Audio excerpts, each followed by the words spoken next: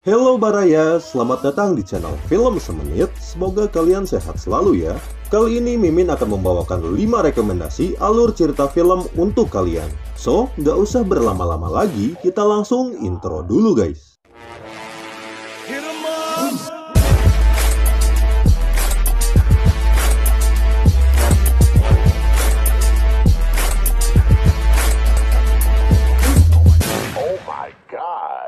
Tahukah kamu alur film Lights Out?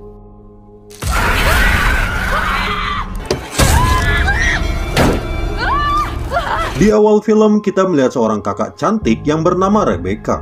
Rebecca ini memiliki sebuah keluarga kecil yang sedang diteror oleh iblis bro. Hal tersebut terjadi karena rupanya si ibu yang bernama Sophie pun telah bersekutu dengan iblis. Yang dimana iblis tersebut bernama Diana dan selalu akan muncul di dalam kegelapan. Tidak hanya itu bro, Diana pun berhasil membunuh ayahnya Rebecca. Dan di sana dirinya pun akan melakukan hal yang sama kepada Rebecca dan juga adiknya. Berbagai macam cara pun telah Rebecca lakukan untuk mengusir iblis itu. Dimulai dengan melawannya, memberikan penerangan, sampai membaca Yasin pun sudah dia lakukan. Namun sayang, Diana si iblis pun tetap saja kuat dan tidak ngefek sedikit pun. Hingga pada akhirnya di akhir film, iblis itu pun berhasil dikalahkan dengan pengorbanan si ibu yang harus mendiskon nyawanya. Pesan moral dari film ini adalah, panggillah PLN untuk melawan iblis.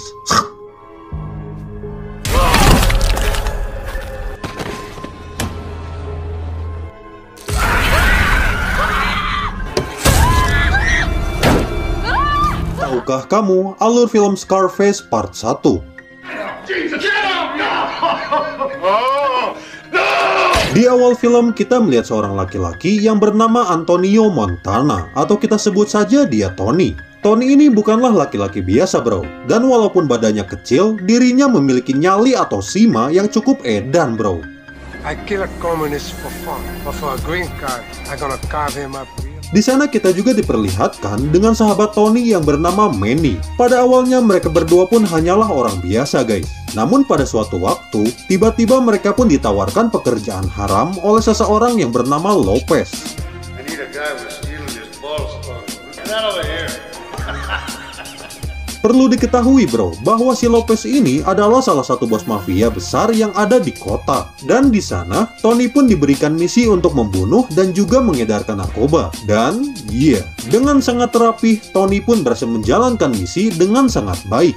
Dan dirinya mendapatkan respect seedan-edannya dari para bos mafia. Melihat hal tersebut, Lopez yang iri pun malah berencana untuk membunuh Tony. Namun sayang, karena Tony adalah lakon di film ini, dirinya pun tentu saja selamat dan malah berbalik menyerang Lopez. Dan di akhir film, dengan edannya, Tony pun berhasil membantai si Lopez dan dirinya pun menjadi salah satu bos mafia terkenal di kota bro. Pesan moral dari film ini adalah, kita lanjut ke part 2. Tahukah kamu alur film Scarface part 2?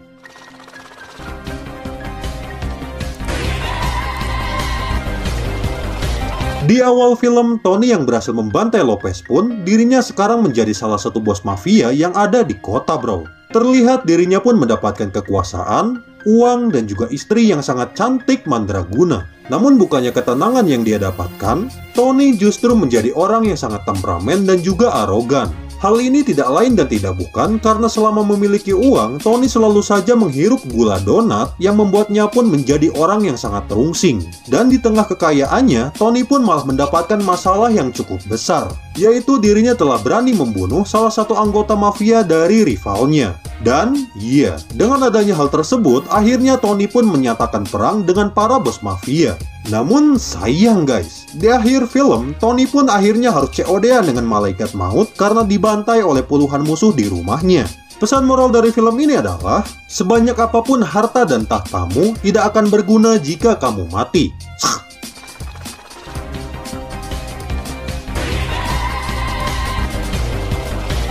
What kind of a father do you think you God! Come on. Hey, you die, motherfucker! I tell you, no fucking kids! No, but you wouldn't... Tahukah kamu alur film Shot Color?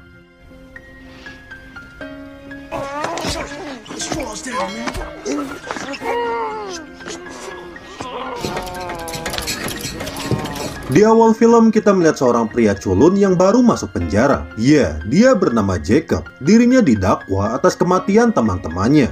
Di hari pertamanya di penjara, Jacob pun auto rewas ketika melihat salah satu napi yang sedang dibool secara berjamaah. Dengan adanya hal tersebut, Jacob yang tidak ingin jadi pecundang pun perlahan memberanikan diri untuk membuat masalah. Hal ini bukan tanpa alasan, yang dimana Jacob ingin mendapatkan respect dari napi lainnya. Dan perlahan Jacob pun diterima menjadi salah satu anggota gangster yang ada di penjara.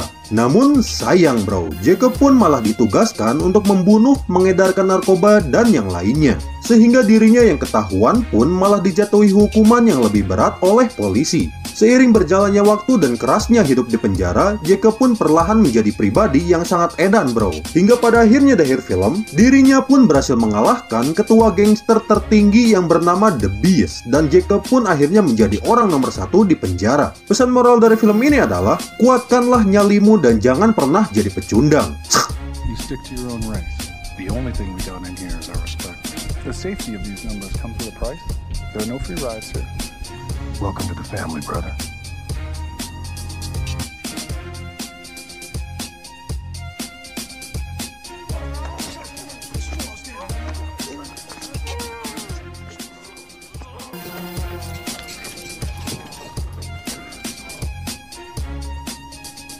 You're running the show.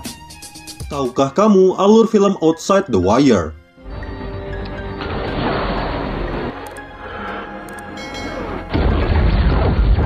Di awal film kita diperkenalkan dengan seorang tentara yang baru. Dia bernama Thomas. Thomas ini merupakan seorang tentara baru yang berasal dari Amerika bro. Dirinya ditugaskan untuk menyelidiki reaktor nuklir yang ada di negara konflik. Dan tidak hanya Thomas, di sana kita juga diperlihatkan sosok manusia buatan yang bernama Leo. Sebagai manusia canggih, Leo pun akan menemani Thomas dalam menjalankan misinya. Dan perlahan mereka pun OTW gasken menuju wilayah konflik. Terlihat banyak sekali korban yang mati dengan sia-sia di medan peperangan bro. Dengan kemampuannya yang di luar rata-rata, Leo pun perlahan berhasil menemukan tempat nuklir itu, yang dimana tempat tersebut pun dijaga oleh tentara Rusia. Dan tidak tinggal diam, Thomas dan Leo pun berhasil mengalahkan mereka semua. Namun sayang, di akhir film reaktor nuklir pun malah diaktifkan oleh musuh. Melihat hal itu, Leo pun berniat untuk jihad dan melindungi Thomas di sana. Dan dengan berat hati Leo pun harus mati dan Thomas pun berhasil selamat dari sana.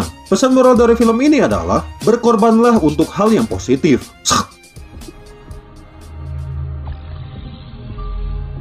Fourth generation biotech, and I'm gonna give you 60 seconds to deal with it. Yes, sir. Now, do you trust me?